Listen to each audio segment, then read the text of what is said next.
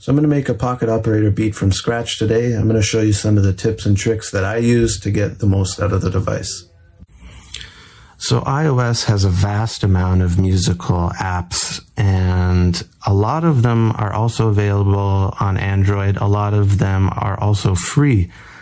Some of my favorite ones to use when sampling into the pocket operator are Groovebox, Thumb Jam, BS16, and the Model D synthesizer. What's great about these apps is that you can also connect them to chord making apps such as Chord Polypad and Chord Maps 2, which are my favorites. So today I'm going to try to make a beat using BS16, which has a lot of really nice real instrument samples.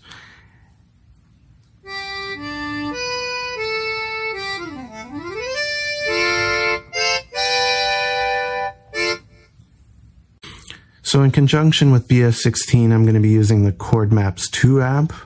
This is a great app for making chord progressions, melodies, bass lines, you name it. You connect the two by hitting this top left button and choosing your MIDI destinations. I'm going to be using chord sound 1, which is MIDI channel 1. And in BS16, we can see over here RXC H, that's our channel 1, the harmonica.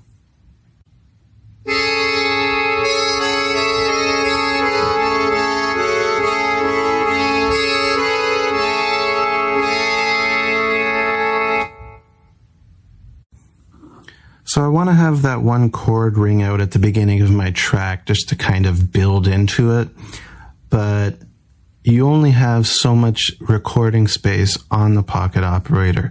So what I like to do is record a shorter piece pitched up and then slow the speed manually on the pocket operator to get a longer drawn out sound. So we'll take this and pitch it up an octave and we'll record that in. So we'll hit record, hold number 1. We're not going to actually start recording until it hears something, and I have wired connection here.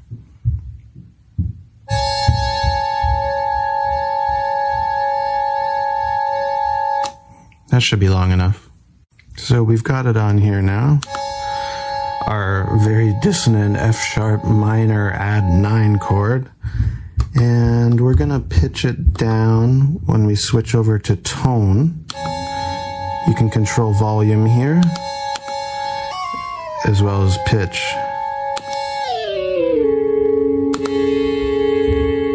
You might lose a little bit of quality, but if you're going for the lo-fi kind of beat thing and you're going to be adding more layers, you probably won't notice that much.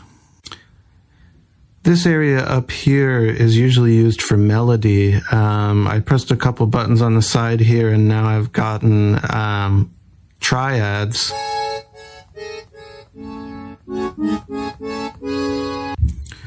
So I'm going to switch the sound that I'm selected on. Right now I'm on 1 for that droning chord. Switch to 2. Hold record, press 2, hold them both down.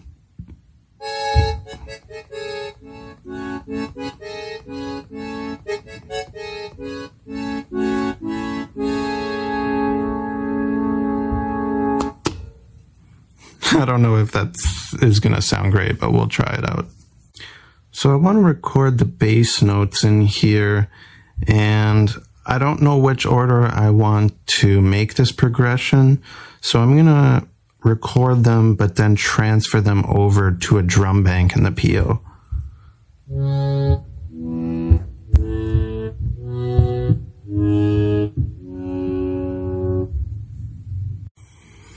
So this requires a lot of button pressing, but once you get a hang of it, it doesn't take too long. So I'm going to select sound 3, hit record, hit number 6, that's it. We'll move on to number 4, hit record, hit 1, that's it. 5, 6, 7, 8. Okay, so now to transfer them over, you select the sound, hit record, hold record, sound, and now this is flashing. I'm going to put it on drum bank 16 on button 1. Number 4, 16, button 2.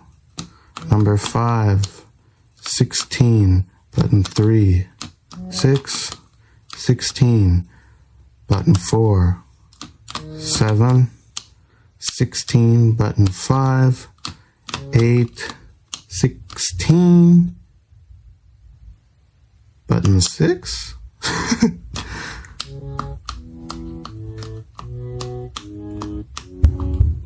I don't know if you can hear that. Now we've got that all on a drum pad. So what's nice about that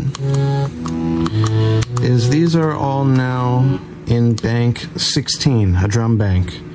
But they're also in our melody banks as one hits. They're pitched up for some reason. But yeah, let's clear those out. You just hit record, sound. Sorry, I'm making tea, that's my microwave.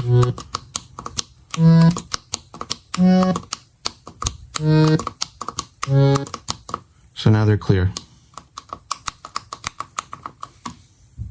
So let's set up that first little intro bit I was talking about. We got our drone chord and that run of triad chords. So let's select pattern 1 and sound 1. Hit record to enable recording, step recording. And we'll put a step there, level step 1. And the second one, we'll also put 1, step 1. And now when we press play, we'll play the first pattern.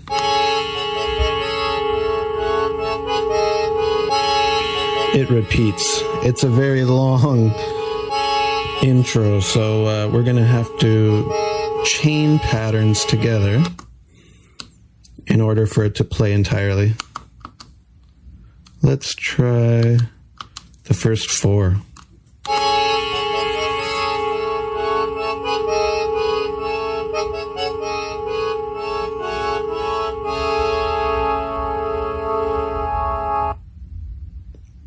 We can probably get away with just the first 3. I forgot to film adding a couple chords into bank 16 where we had those bass notes.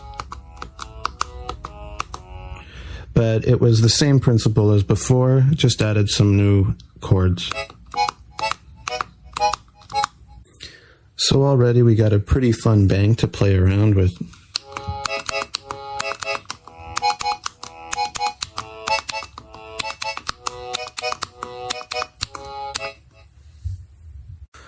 So let's sequence those in.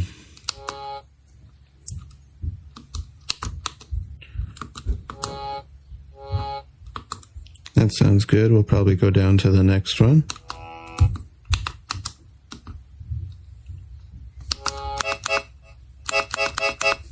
You gotta make sure the last button you hit is the one that you want to sequence in.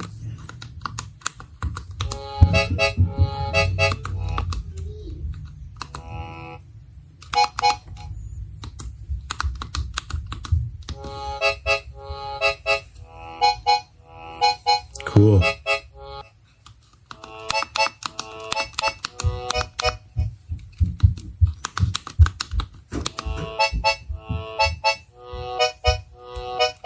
Let's see what we got so far. So the first 3 patterns were that intro, and then 5 and 6 was when it started to get into the groove. We'll just play it twice to see what we're at.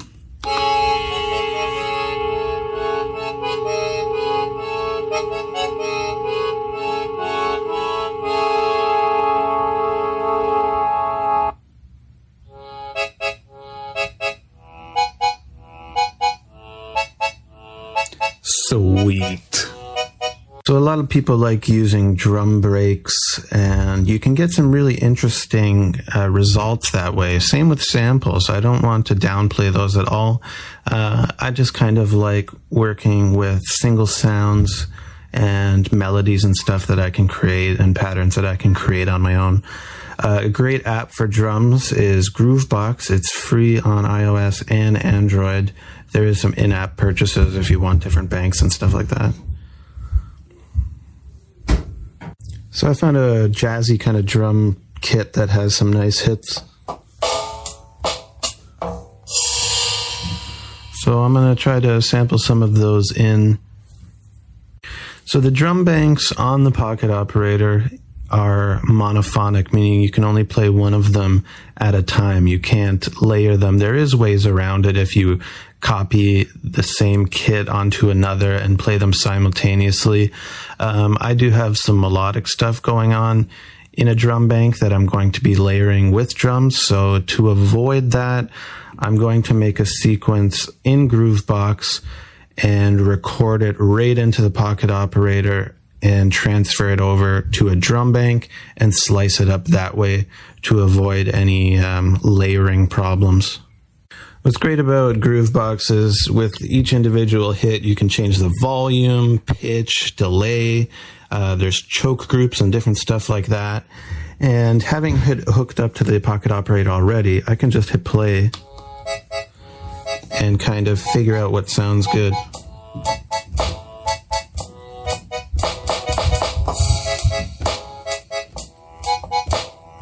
And then build a sequence from there. So this is the sequence I made in Groovebox.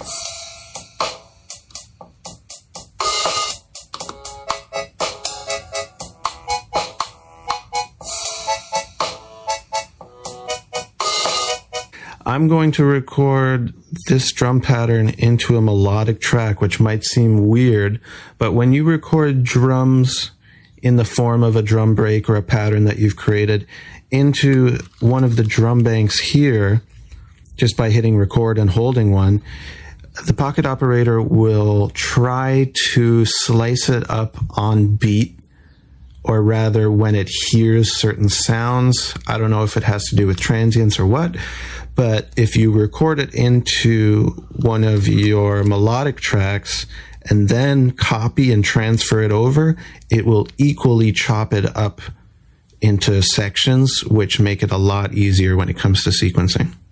So I'm going to hold record in 3 and press play on my sequence here on the iPad. I got to make sure to let go of this right on time so I don't have to trim too much. I think that was pretty good. Let's see what it sounds like.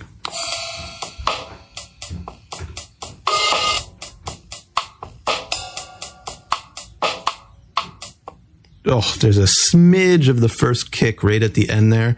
That shouldn't matter too much, but let's transfer it over and see. So we're making sure that we've got our drum pattern selected. Gonna hold record, sound, and let's go drum bank 15. I don't know why I don't start up at 9. I just always keep them as far away from possible for some reason. So let's copy it 15 once. Now, when we're on 15,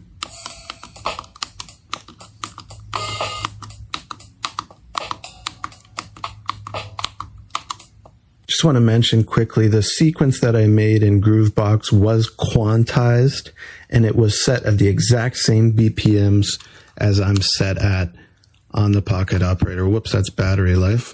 Looks like I'm running low on battery. 60 BPMs per second.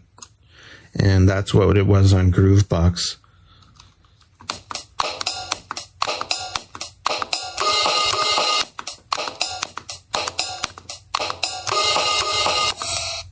So it's really easy when you have the right length of a sequence or sample in this device, cut up equally, and it's trimmed properly. Trimming is a real pain in the ass with this. These knobs are crazy sensitive when you're trying to trim. So I try to be as accurate as I can. And yeah. The length of the drum sequence I created was 2 bars long in 60 BPM. So if it's chopped up correctly, if I sequence in every other step, it should come out sounding smooth. All right, so let's select just the first half of that pattern.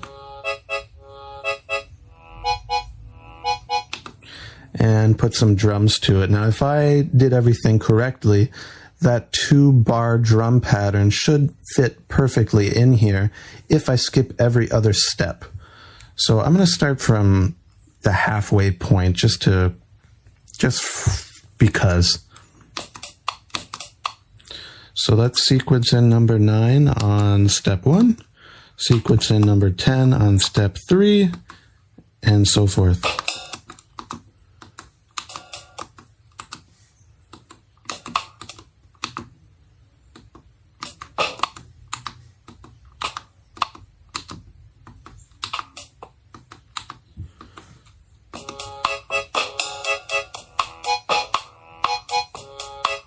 That fits perfectly. So now with the second half of the pattern, which was pattern 6,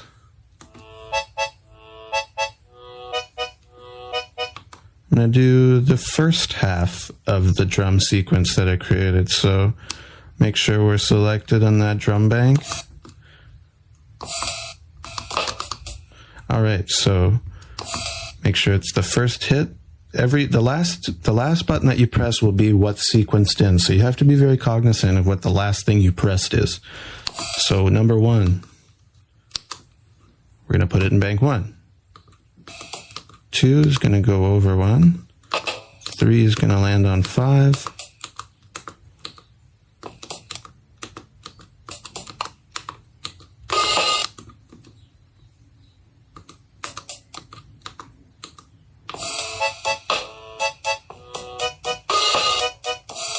That sounds awesome. Okay, so let's chain those 2 together, just see what it sounds like.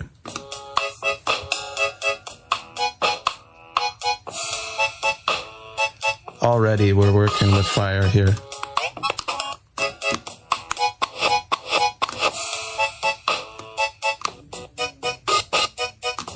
Awesome. So let's just see what we got so far. So that intro weird bit, I don't know if I'm going to keep. Let's just listen to it and we'll see how it sounds in context with everything. So we've chained together 1, 2, 3. Those were the intro patterns. And then 5 and 6, we'll just play that twice and then it'll go back to the beginning.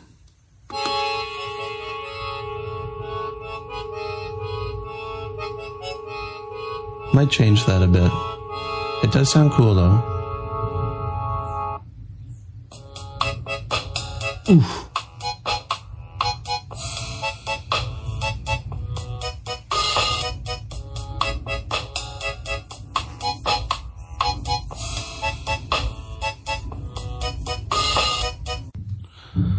I've been using a lot of flute lately.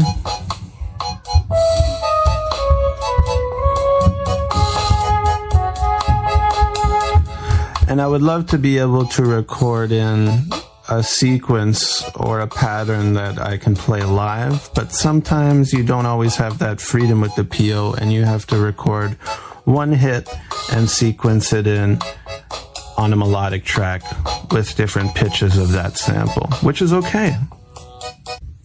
Let's check how much memory we got. 6 seconds. It doesn't sound like a lot, but I could get a couple tones in there, maybe a quick little sample, or just something to add some pizzazz. I might try the same thing again, record a really high note and pitch it down just for space sakes.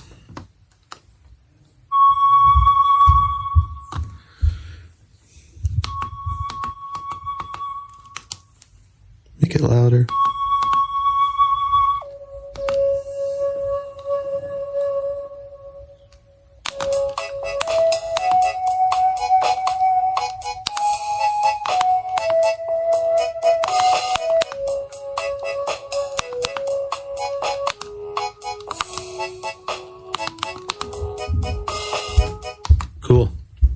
So if you remember in the beginning, I recorded 6 bass notes and 6 chords, but the pattern that we've been working with, other than the intro, has only been 4 chords and the 4 bass notes.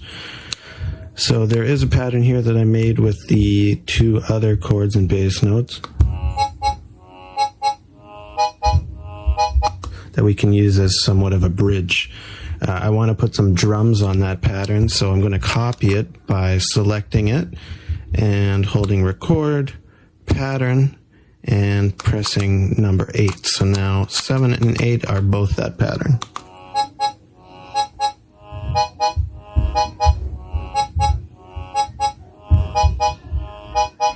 So instead of punching in a drum sequence, I'm going to live record some drums in while it's playing, and I'm going to hold the record button and press a couple different drum hits.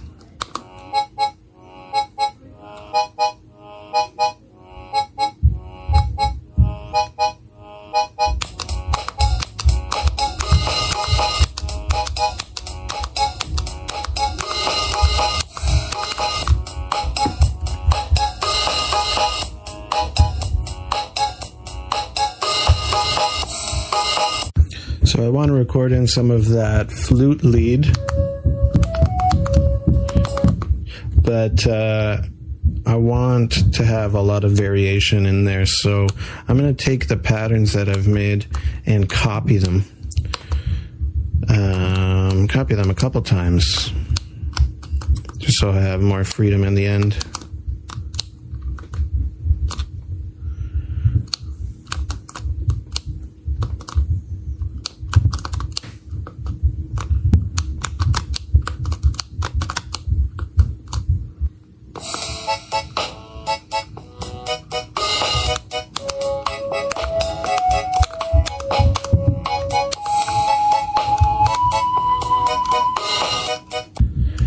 So we'll select the next 2, which are the same chord progression, and we'll put a different line in there. I want the bridge at the end before going back to the main section to really build up.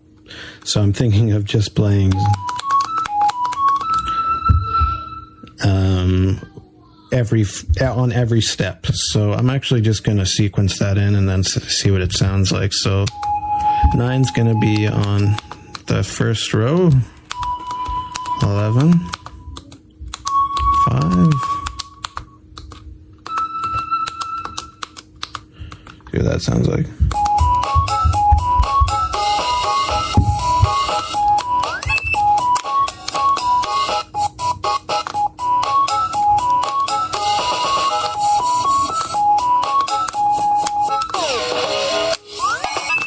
Pretty cool. All right, so hit record. Press play.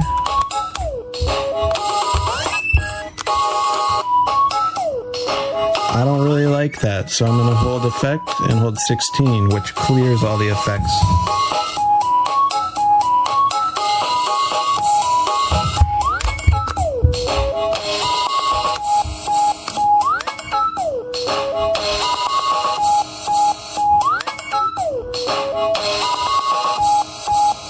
I kind of like that. We'll see what that sounds like later on.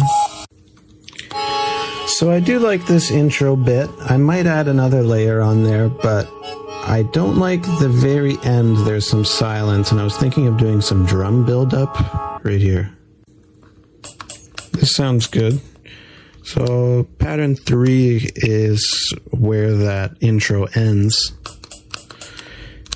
So I'm going to put down maybe 6 there, and I want it to kind of fade in, so I'm going to press play, hold record.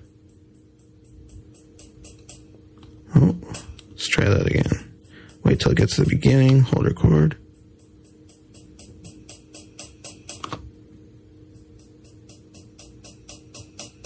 Nice little fade in. So I added in a trumpet sound, a muted trumpet sound. I also used the last bit of memory to get a nice big cymbal hit in. So I've put a sequence together and done some more punch-in effects and put a couple different melody lines in there with the new sounds. And I think it sounds pretty good, so let's give it a listen.